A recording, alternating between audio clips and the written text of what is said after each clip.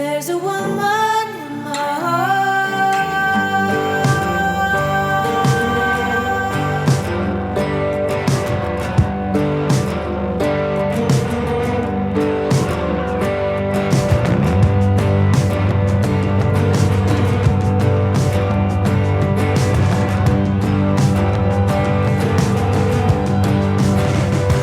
I could never trust my eyes because the truth hurt like a lie.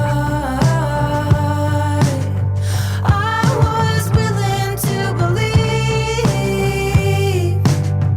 there was nothing you would hide. Tried to pull her from the bed 'cause she's getting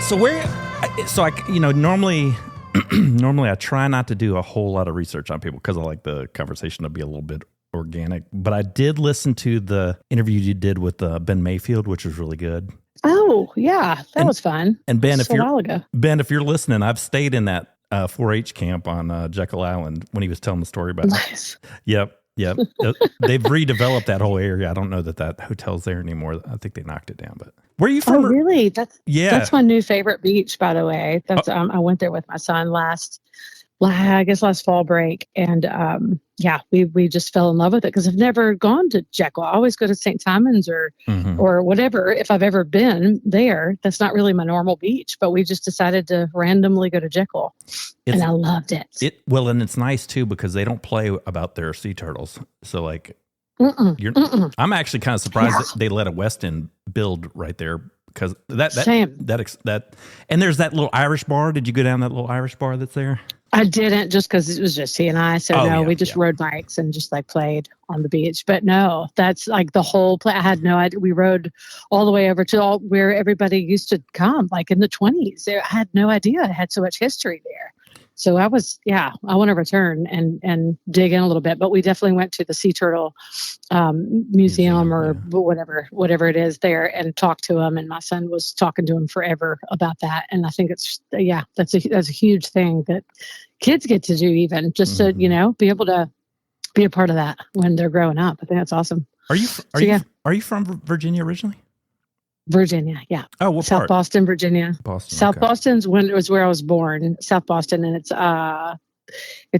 about 45 minutes hour from where I ended up moving when I was 7 in Martinsville, Virginia, and I stayed there through high school. I worked for Sprint for a long time, and I started work. I would work NASCAR races in the South, and Martinsville was one of the places we got to go. Not a whole lot there, but I think that's the place that has the off-track horse betting place. I don't know if you've been. Yeah, right? No, I don't know about the off track. that was like where everybody was on Friday night.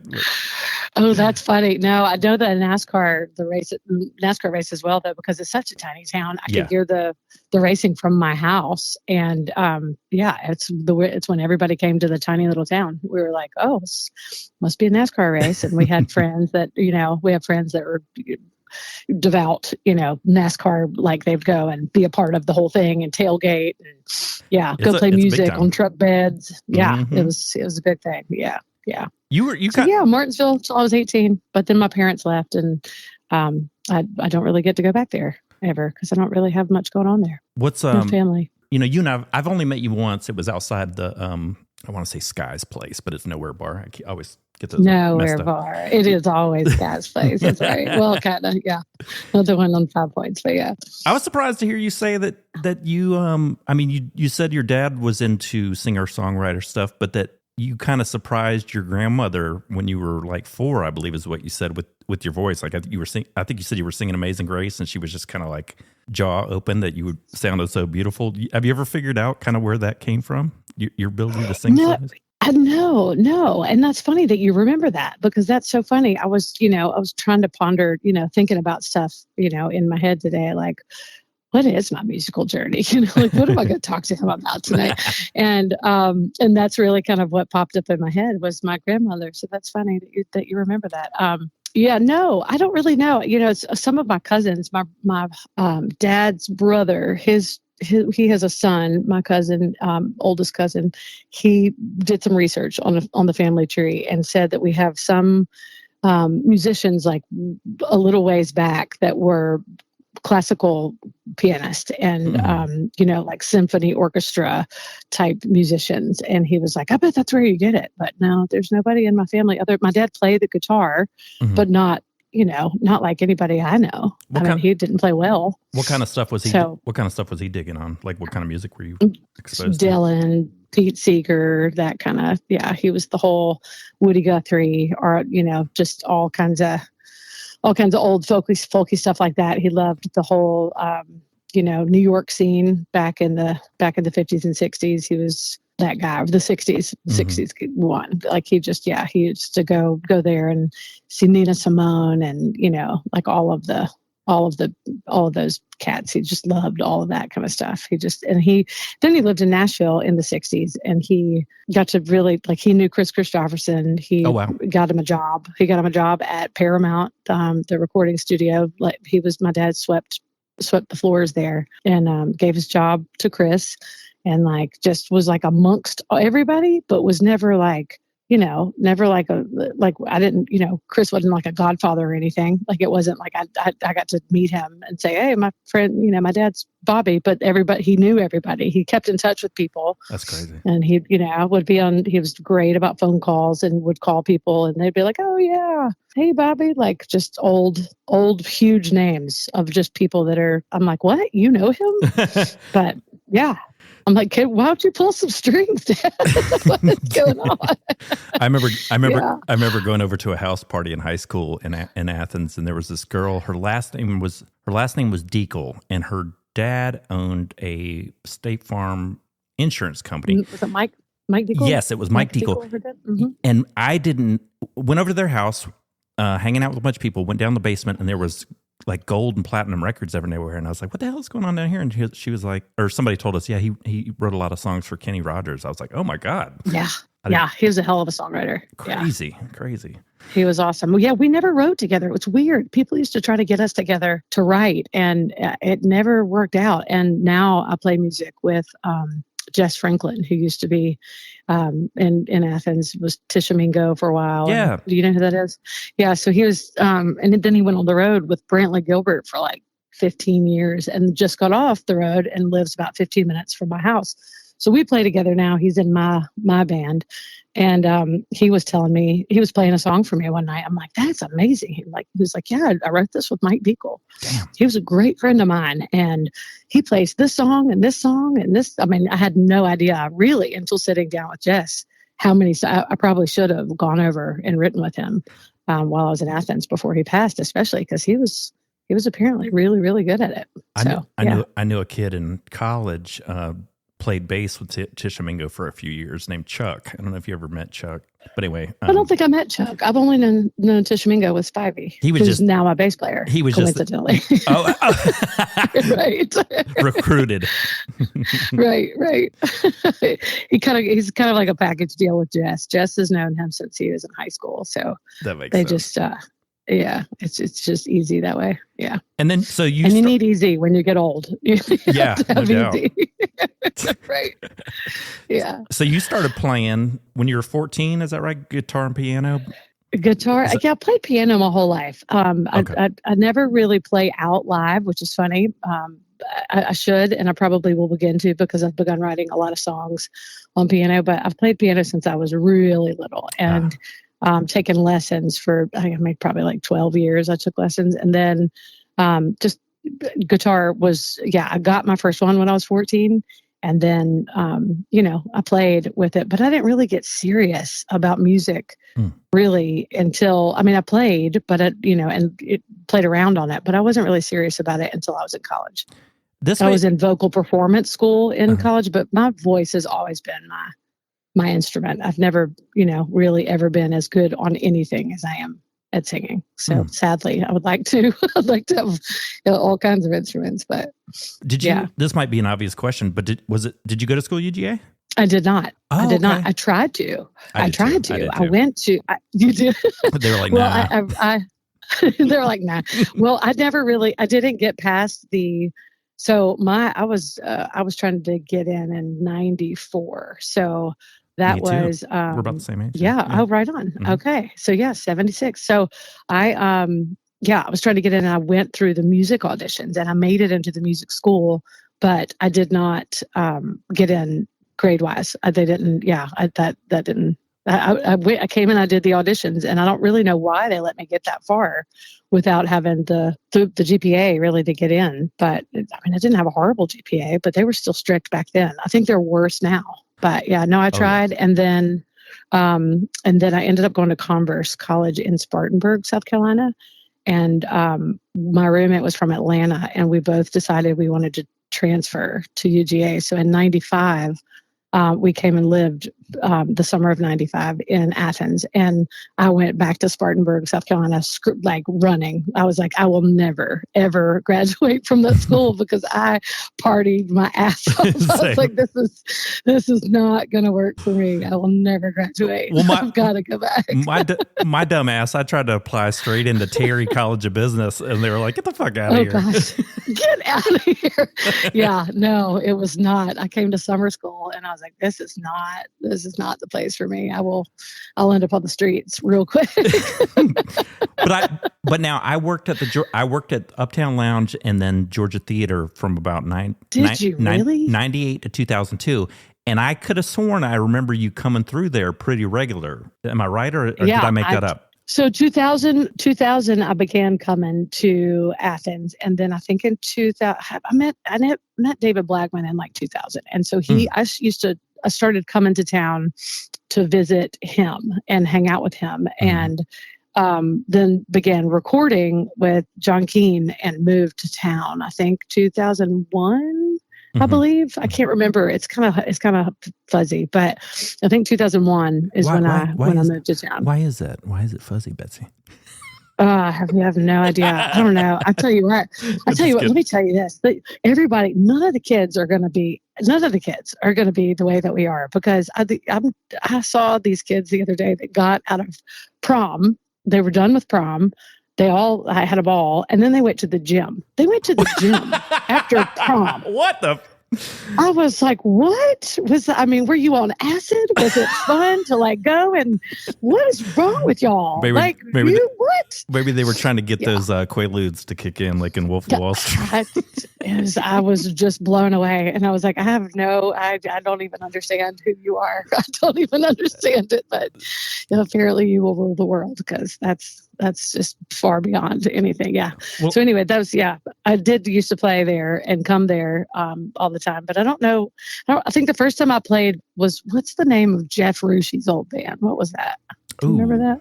Whatever that band was, he would kill me if I couldn't remember that. Well, whatever that band was is the first time I ever played in the Georgia Theater, and then after that, I ended up coming in a lot in the old one. Yeah, and I played the new one too, but the old one was cooler. Pre-fire. Pre-fire. Yeah. Did not know that you were in a Grateful Dead cover band. I would not have guessed that. Was that Muse? Well, it was Muse, but it was the guy that started that band also got mad at me for saying that. He read that somewhere, and I was like, "Look, we played a bunch of Grateful Dead songs, but it really wasn't a Grateful Dead cover band. It was just Grateful Dead cover band to me, because we did so many Grateful Dead songs."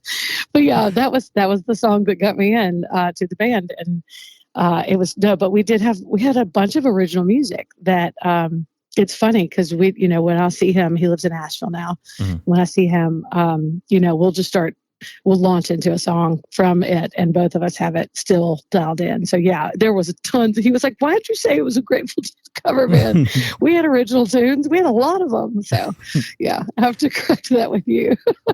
Well, when you first started coming to town, and I ask this question sometimes selfishly because I like to have the memories too, but when you were playing in town, who were some of your favorite bands? Obviously, Bloodkin. I mean, I'm sure you knew those guys, but what other bands were kind of popping and on the circuit around the time that you were doing your thing that you liked? Do you remember any offhand? I loved Brute, and I loved I loved Elf Power. I loved Love Tractor may have been before that, right? Yeah, but I remember coming to see Love Tractor. Maybe I wasn't in Athens yet, but all of those old school. I remember seeing William Tonks in all kinds of different outfits, before I even moved there. And then when I came to town, Grand Fury was my first, like, they ended up backing me up as far as my first Athens band, but that was my big, I adored Grand Fury. I don't know if you remember. Did you remember? No, I don't know that. I'm ashamed I don't know that one. So they were super Southern rock. It's like, and just so good. And it was before any of us really put anything down, so you can't find anything. I have CDs of them, but it's like they were just amazing, and it was just a moment in time because they, all went their separate ways. The drummer for Grand Fury is now he's one of the co-founders of Bitter Southerner, Dave Whitling. So he is it's like it was a moment in time. But I lived with, they all grew up in Sandersville, and I lived with one of their best friends in Charleston, South Carolina. So after college, I went to Charleston and played there. I was going to ask you, is that where you met Tori? That is not where I met Tori. Oh, I did not meet him there. No, okay. He just moved there. He hasn't been there a while. He's pretty new to even the South. He was in Denver for a very long time. I went to Charleston, lived there for a while, and then went to Asheville or Batcave, and then went to Athens. But no, when I began touring, I used to go to Colorado in the summers by myself, or like with Adam Poulin, and just take like one or two people with me. And Tori and I met out there because I knew Mark Brutt.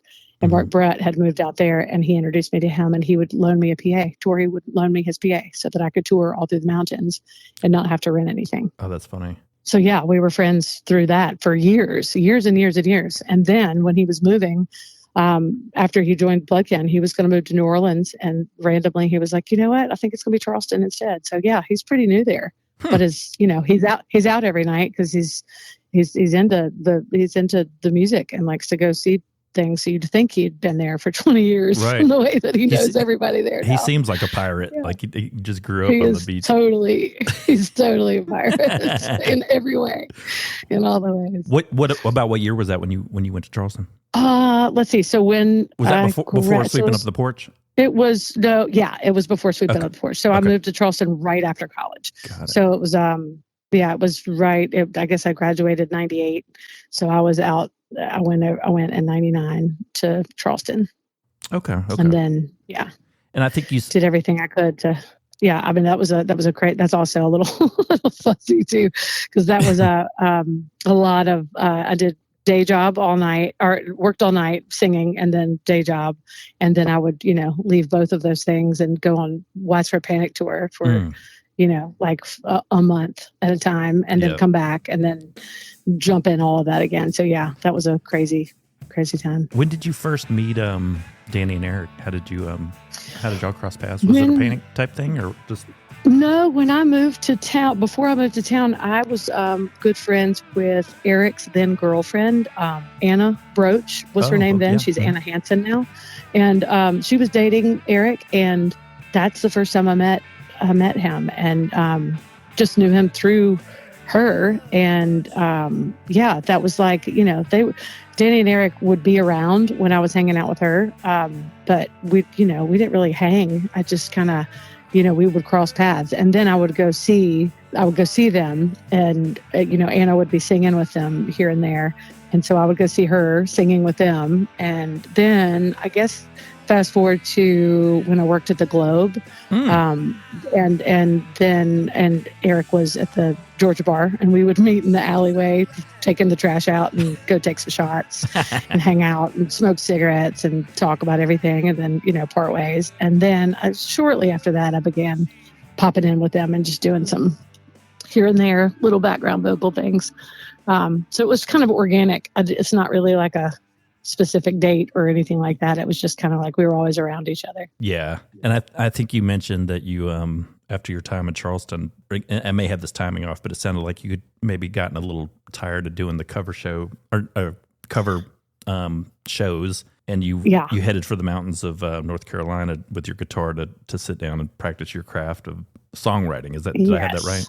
Yes, and I tell you what, I think about that so often and how glorious it would be to go up to the mountains and just write songs and smoke American spirits and not have anything at all to worry about or do. I mean, it was the freest time of my life. Yeah, it was amazing. I fished for my dinner, and I literally, it was amazing. I mean, I lived right across from the French Broad, and just would go out there and, with the boyfriend that I had at that point, we were just free. It was so awesome. And I really did learn how to write songs there. It was really, that was basically sweeping up the porch, in my connections with the guy that was, kind of a part of that whole thing, Brick Friesland. He was a mandolin player and, a really good friend. And he was, a big part of that. And then when I moved to Athens, that was the product. The first recordings were from that time.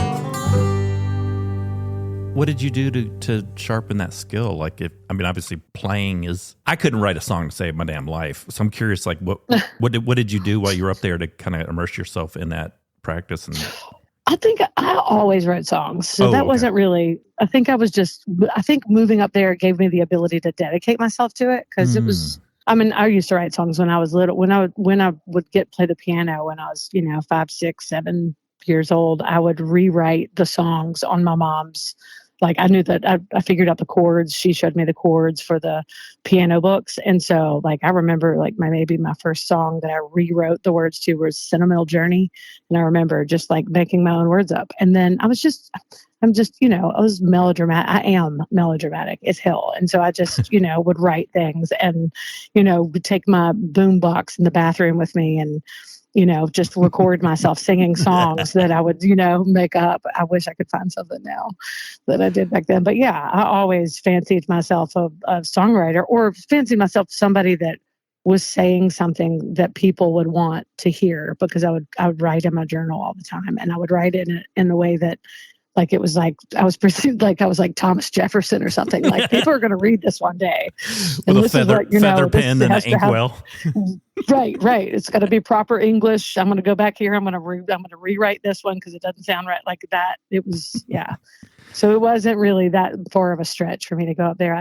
When I was in Charleston, I worked 7 nights a week. Like I sang every single night and I worked every day. So if I wasn't in a corporate job, I was in a waiting tables job. And so I never had any time.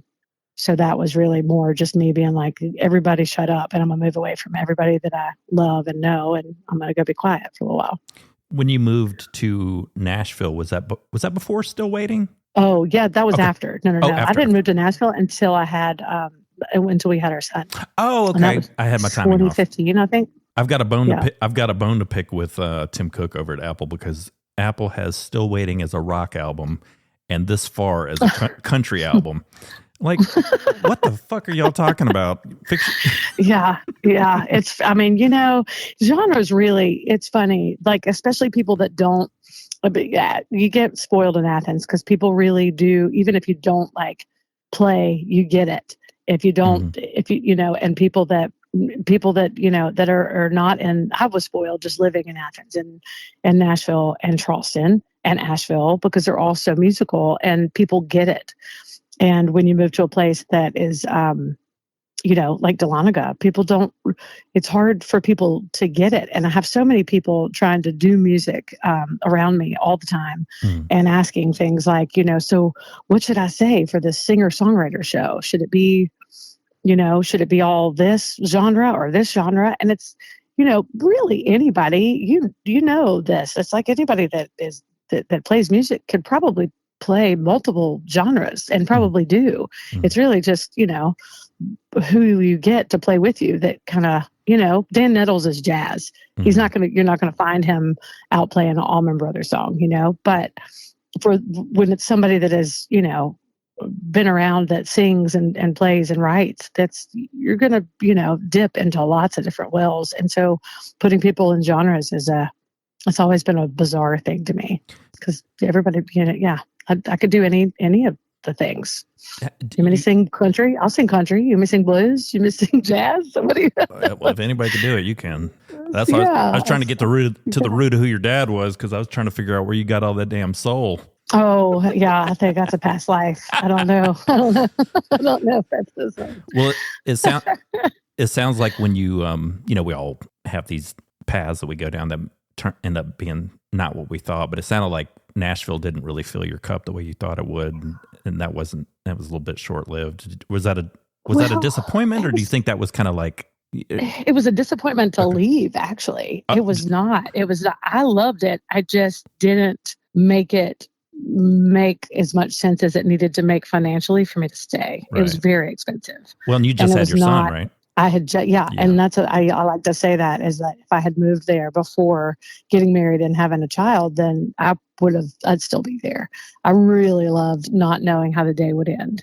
That was a great that was a great way to just, go through. I'm pretty transient. It's kind of surprising to me that I've been in Dahlonega as long as I have, because I enjoy, the mystery of like, what are we going to do next? Oh, I like this town. Let's move here. And when I moved to Nashville, you had no idea like how the day would end, who you would see, what kind of deal you would make, who would call, that you had gotten a business card from, a couple of weeks before. So I loved living there. But we just, when my husband got a job traveling around with Zach Brown, cooking for him on his bus. Oh, I didn't know that. He did. And he had known him from, like way back in the like Locos days when Zach would play in Noonan. And so he was, we were broke and we had a brand new baby, and I was trying to write songs and place them, and I had a little bit of success with that. But basically, I was just trying to learn how to be married, how to have a baby, and how to make something of myself in Nashville. It's just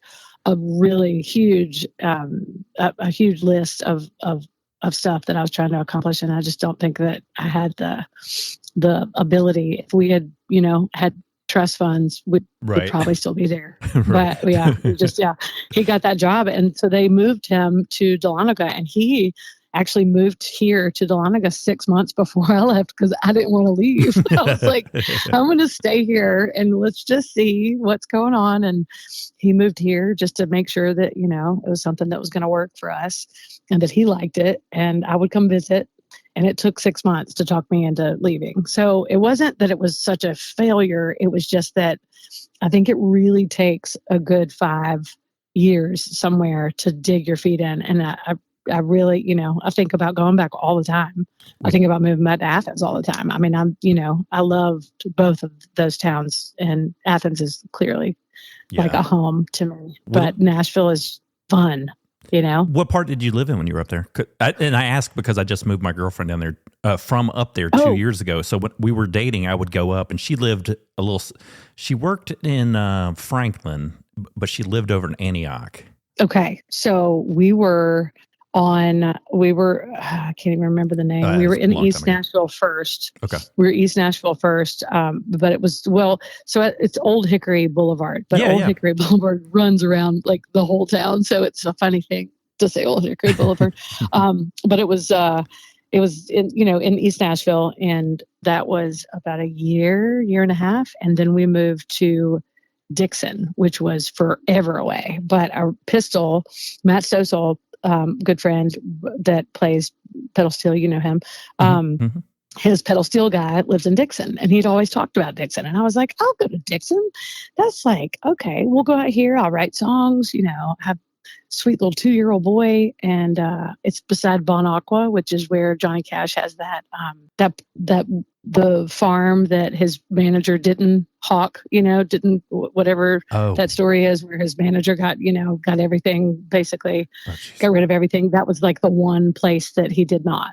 Oh, wow. And so that's where they actually would go and hang out. He and June would hang out and had like this like chapel place there where he would play music for all of the people that could not afford to come into Nashville or to go see any of his big shows.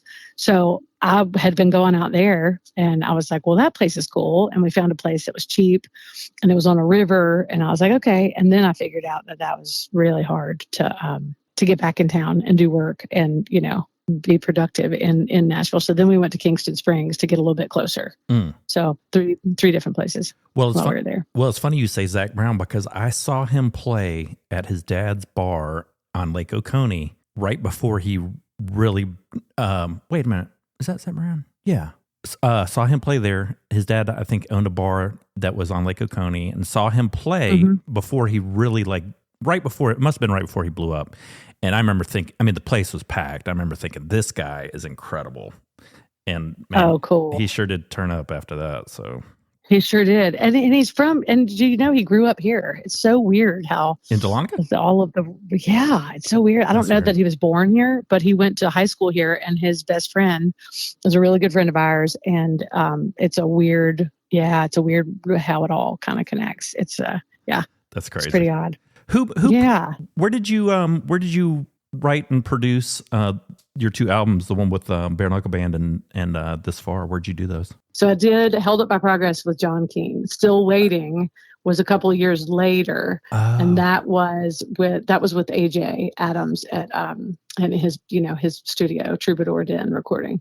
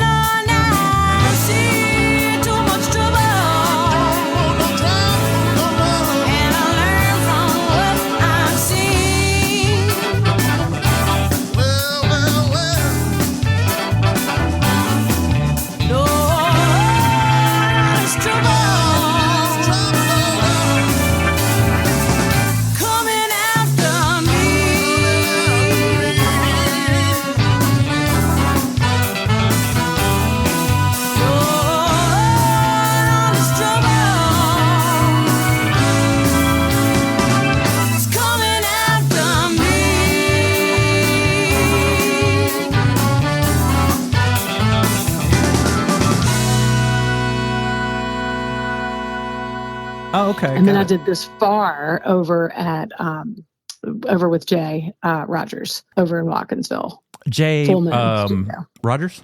Yes, yeah, Full Moon Studio. I know Jay. I went to high school with his sister. Oh, cool. It's kind of funny. Yeah. So yeah, that did those, and then never really did the singles. I mean, I should have released it probably as an album because I suck at singles. That's for a younger generation. But did the 4 or 5 songs that I recorded at Southern Ground in Nashville, just all together there. And then I guess that's the last. It's funny because I have so many songs. It's so hard to get in the studio. I have maybe 75 new songs that I played them all for Jess and Spivey all the time, and we're like, all right, where do we start here? Well, I'm going to flip. So there was 2 things I wanted to ask you about. I'm going to flip them so in order they're going to be way out of order. But okay, sure. how important to you in the musical community is Nucci Space? Because I do some volunteer in there, and I know that you've recorded some stuff there. Like when you think about a place like that, how important is that for musicians? It's crazy important. I mean, I can't even imagine that every town doesn't have a Nucci Space. Right. It changed my life completely, and I will fundraise for them and sing their praises and send people that way for the rest of my life. It's one of the best places you probably I've ever. Yeah, you've known Bob Sleppy probably forever then. Well, since I moved to town, for sure. As soon as I moved to town, which I'm so happy that was, one of the first phone calls I made was to Nucci's and asking how I could volunteer. And Will picked up the phone and, he was so scary to me, but now I know him as just like, he's quiet. And so he's not so scary anymore, but he was so scary. I was like, oh gosh, how do I end up getting, I was like, anything you need, I'll do anything. And so that's kind of how I dipped in. But teaching, like doing camp there was life-changing. It made me so much of a better musician to teach there and to see just what the kids go through, and just then to think about like how could you go without a place like this for young people. There's so many creative artists, that don't have any kind of outlet like that. And how lucky is Athens to have a spot where all these kids that, just to get a place to go and just like, let it out. It's huge to me. And not to mention like, then there's like the whole other huge thing they do with, health and wellness, which is, it's crazy that a little place like that does so much for the community. I think it's definitely, all predicated on the energy of the strong ass mother who started it. She was a force. Linda was such a force. And I can't even imagine my life without having Nucci's having been a part of that. And the people that I know from there and having gone through camp teaching with them. And that's why I'm part of that Kenny and the Basher show. Like those are my besties. I love those people more than anybody. Like those are my dogs. Good because folks. Of that, because of Nucci's. Yeah. That's been a fun thing to be able to be a part of Rick Williams Blues Olympics for the last few years, and then do the ball thing that I've thrown for the last 2 years to bring money back to the camp, because I believe in that camp so wholeheartedly. And I really hope that my kid figures out something that he wants to play that well enough to go be a part of it. He dabbles, but he's not, he plays the saxophone and the piano. So he's not quite ready for that yet, because those kids come in and they blow you away. It's They're just like, okay, would you like me to do a Lydian scale?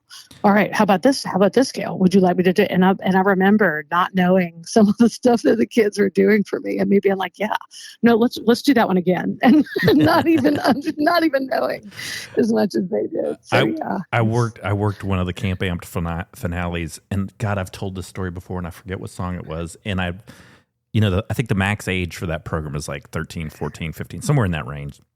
But I remember this kid got up and did, did he do Henry Parsons or Ain't Life Grand or something? But I was so caught off guard. I missed that one. Wow. I was blown away just that somebody that young would know the music that I'd been following for 30 years, It's just funny, funny how that stuff stays alive.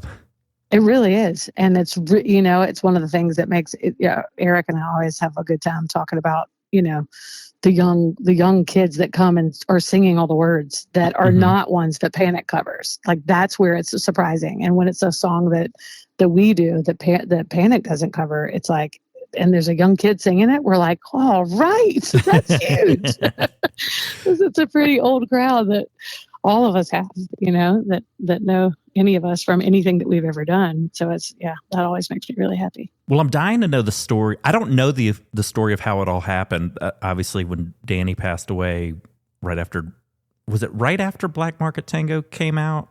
It was. But like super quickly right after. Now, I know that Tori used to do a thing called the Henry Parsons Project. He was in that group, right? He was. Okay. How did you guys make the decision to come and kind of prop Eric up and continue the Bloodkin legacy in the way that y'all do it today? Because I love the way y'all sound, and I almost think that, well, not almost, I think you're lending a woman's voice to a lot of those tracks, and I'm not just saying this because we're talking. It really brings a new life into the music, I think.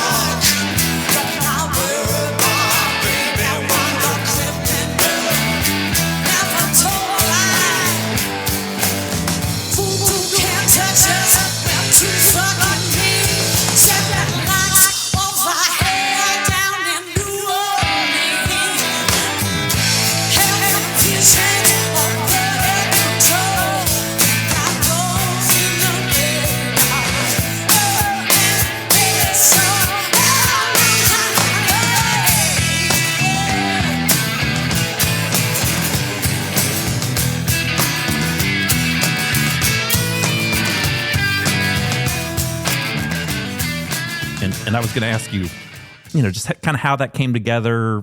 Anything you can share, just in a time of crisis. How did y'all make that decision? Well, it wasn't really Tori and I both just got a phone call. I think Carson Stokes, the current manager, was working with them then. And I know she was, working with them with a plan to try to get Black Market Tango out there and them touring behind it. And, when he died, obviously all of us, were rallying around Eric, and, that was, it wasn't in anybody's, nobody was thinking about how to continue it. It was just, us trying to figure out how to, support him, because that's it was like his, his life, his and like his wife, like they were like married.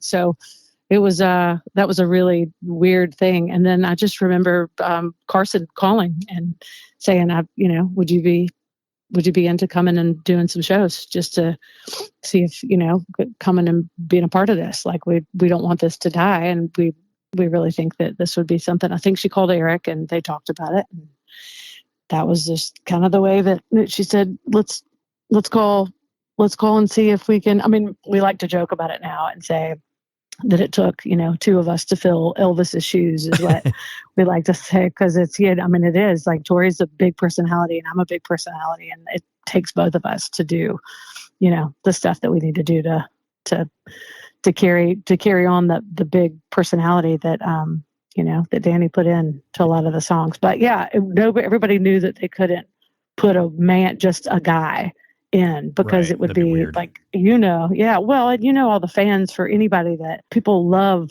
specific music the way that it is, and they don't want to hear somebody else try to do, some other dude sing it without having, something different. It was like people couldn't really chop it up as much as, they still have. A lot of people, it took them a long time to come out. Kevin Sweeney and I like to joke about we used to, for at least the first 2 years, called it Blood Kinda. So he's a dear friend, so he's always poked me about that. But I remember him coming, after a few years. It was probably like 3.5 years, when he was like, okay, finally, okay, all right, I got it. Because it's taken a while to kind of get our heads wrapped around what was like 5,000 songs. Right. so many songs. Well, and and just to get comfortable in there and, figure out our spots. That's a weird thing to do for music that's so dug in as the way that, in the way that people know it.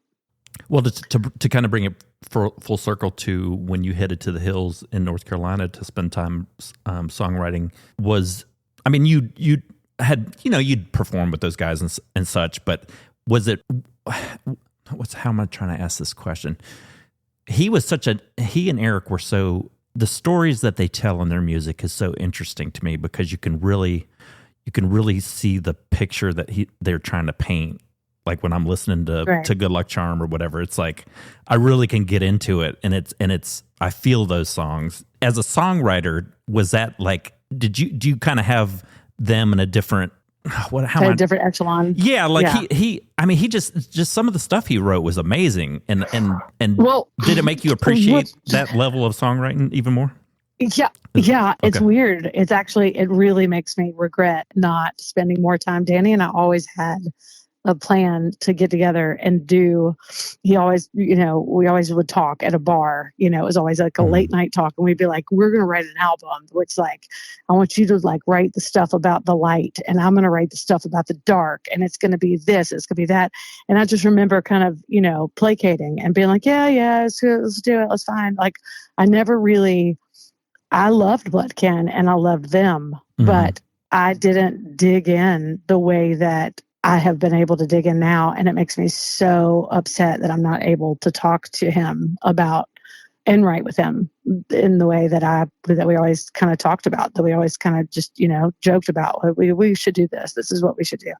And yeah, when I hear some of the stuff now, I'm like, I've known this song for years. I've known the song for 25 years, 30 years, forever. But how did I never hear it like this? So yeah, it's been a crazy journey, and it's filled with lots of emotions, because you want to be able to talk to I have Eric there to talk to about it, and it's awesome to be like, so who's this about, like, what's the girl's name, what's this girl's name, who is this, who are you talking about here? And I love that. But it's like to not have Danny there to kind of just be like, this is fucking brilliant. What? My buddy, this is brilliant. My buddy Sean from Machine Funk said he asked Danny about Henry Parsons one time. He said, "Man, was Henry Parsons just some asshole from your hometown?" He's like, and Danny said, "No, man, I just made that shit up." Right. Yeah, that's. He was trying to get the scoop, and there was no scoop. I love it. It's whatever you want it to be, man. That's right. Are there, now this is a loaded question, but I'm curious to know, I know Black Market Tango is one of your favorite albums. I think you said that on the other interview, but are there any songs that you love to perform more than another? Or are there any that speak to you in a way that some other songs? Oh, they keep coming out. It's it's funny. One of the songs that Eric doesn't ever want to play it, but I'm going to make him play it at some point. It's from the box set Curse. I love that song. We never play it, but it's like that. Tell us what to do. Truth, the curse is coming true. That one, you know what I'm talking about? I'm going to look it up. Yeah, look it up. Do you have the box set? If you don't have the box set, you need to. Yeah, I need to get it. I'll send you one. Yeah, it's what that's the thing about their music is that I continue to get new favorites, and that doesn't happen with a lot of people. That's just, I'll be like, okay, I'm great. I know these. It's great. I know how to play it. I know how to sing it. This is awesome. And then Eric will throw in, let's try this one, and this one. And so I'll listen to something that I've never heard before and be like, are you kidding? This is brilliant. So there's nothing that I don't stick with favorites. Curse is my favorite that we never play, but as far as favorites, they keep coming out. They keep coming out of the vault. It's never ending. I won't ask you to speak to it too much because Eric and I were chatting, and we'll probably do another interview before this new album comes out. But so he's got a new thing coming out. You were involved. What can you say about it? What can't you say about it? Oh, I don't know if are we not supposed to talk about it? I have no idea. No, I don't think. I think it's no. I think we are supposed to talk about it. Good. It's a new Bloodkin album, and is fully. It's fully all of us, and it was done the way that, Bloodkin's always done with David Barbie. And David Barbie called the shots and said, we're doing this on 8-track. And, and Eric wrote this, it was, it was a thing where we all, because Eric and I had written together before I moved to Nashville. And, he and I are kind of the writers in the, meaning not the writers of the music, but the writers in general, of songs. Right. And so here and I are the creators. And so, we've kind of toyed around with, we're so are we going to write songs for the new album or is this going to be something where we need to dig back into, Danny journals and go back into that. And he was like, no, I've been working on this, I'm doing this. And he just kind of spit out a bunch of stuff, and it was all brilliant, and it was amazing, and it sounds just like Bloodkin does, because nothing else they can't do. There's no way that he or Danny could ever sound, any other way. Mm-hmm. And it was awesome. And he just presented them to us, and he called David Barbie, and they started putting down rough mixes, and then they brought in the normal, that's always John Neff and Aaron, and they laid all the tracks, and then Tori and I went in and laid our stuff, and then we had Scotty Nicholson come in because he is awesome, and Eric loves adding him to everything, and it's brilliant. I love it. I'm so excited how it turned out, and we have songs that are with us now. That's really cool and it feels really good for, from my point of view. And I don't think that there's anything that we're not supposed to say about it, because it's just it's a beautiful thing. Because I feel like it's a closure thing for Eric. Yeah. I think it's a lot of the songs are it's a journey. You have to listen to it from beginning to end. It's one of those, you can, it's a ride. And so you just put it on and not stop till you're done. And it's beautiful. It's absolutely beautiful. I'm so excited for it to come out. I think we just found out that the pressing will be done mid-summer or August. So we'll be touring behind it in the fall. Speaking of which, so you guys are going to be playing at All Good Beverage after Panic's 2 nights, April 17th, April 18th in Birmingham. I love Panic. I've seen them a million times. I'm more excited to come see you guys. I mean, nothing against Panic, but I just love the sound that y'all are making these days. So yeah, if people don't know, and you're going to see Panic, get over to All Good Beverage for the late night shows. Yes. I believe they start at 11, so it's not too late. No. We've started later. I'm glad it's at least 11. Yeah. I turned into a pumpkin at 1 o'clock ones are. Yeah, same. I have to hype myself up for these late nights. All right, Yeah. last thing I'll ask you before I let you go. Is there any music that you're listening to that people should be checking out, or what's spinning on Betsy Franck's phone? Wait, what did you just say? Did you say I know you're listening to musical theater? What did you just say? Yeah, I think you said say before that you like to listen to musical theater on road trips and stuff, right? Well, I don't think so, but I mean, I'm not against it. I will cut that part out. Did I say that? You I don't did. know what, You I did. don't know. I do enjoy musical theater. I do have some. You said what did you just say? I do have some Les Mis. Well, I was wondering if I heard you incorrectly. I do have some Les Mis songs that I'm literally constantly spinning in my head, 24/7. But no, when I'm riding down the road, it's either silent because I never get any alone time. Yeah. Silent these days. Or, it's like I'm learning Bloodkin songs that I don't know, or I have whatever it is that Apple has picked for me. But I will say I have not found anybody that's been inspiring me in a long time. And just recently, just like 2 weeks ago, I happened upon Maddie Diaz, and I love her. Love her. And I figured out that one of my acquaintances, Emily West, helped her write a lot of songs that I really, really am digging on. So yeah, that's my new one. She's phenomenal. Have you seen Sturgill yet? Do you like Sturgill? Here's my thing. Okay. I think he's phenomenal. I saw him right before COVID, and I saw Tyler Childers and Sturgill Simpson, and I am just not. I like intimate. I like to be like, if I could see Sturgill in a barn or like a small theater, it would be cool. But I don't like to see people when they're in such big arenas. Yeah. So yeah, I think he's phenomenally talented. But unless somebody's playing like a festival, maybe if I could get up close to the stage. We saw him in Alpharetta at that amphitheater. And then I was excited. He just announced his 2026 tour, but he's doing State Farm Arena. That's no fucking fun. That just sucks. And it's just, I don't know if it's age or just like that I'm at a place now that I don't like to, like, I love listening rooms and places where, it's just intimate, where you feel close to the music and you can hear the stories. And, you're just, and I like playing those better, and I like attending those much better than anything else. So it's almost like when you get to the arena type level that, I'm kind of, you've probably lost me. I did go to betsyfrank.com. I signed up for your newsletter. So I'm a little ashamed. I missed you at Hendershots, but it won't happen again.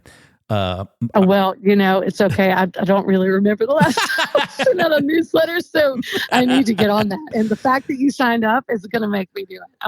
I'll send out a newsletter this week. Well, I'm going to do it just because you did that. Well, I can't be remiss either. I have to tell you that our mutual friend Monica Fernandez Dean says she loves you, and she was excited that we were getting together. So that's awesome. That's awesome. And our girl Holly's about to have a baby. Yes. I guess yes, and yes. Well, Betsy, listen, I love the way you sound. Your voice is incredible. I'm very appreciative of the fact that you guys have put in the work that you have to keep that band going, because I tell people all the time, I will put on Good Luck Charm and let that run all the way through. There's not a bad song on that album. And it would have been a fucking shame if that had been the end of Bloodkin. So I'm very proud to meet you, and I'm very proud of y'all for picking up the torch and running with it. And thank you for keeping that music alive. Well, it's really every bit. It's an honor to be a part of it. It really is. I can't imagine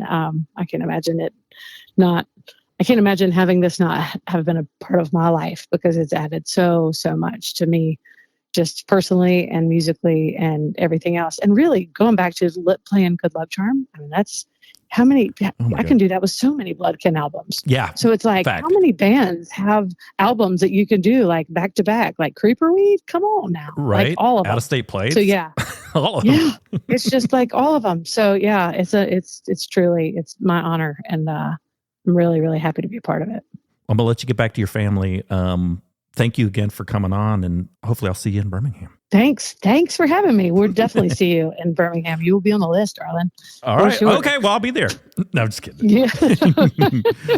Thanks, Betsy. Have a great night. Hey, you are welcome. Thank you. You too. Good luck with the bird. Okay. Oh, I appreciate you. Okay. All right. Bye. Bye.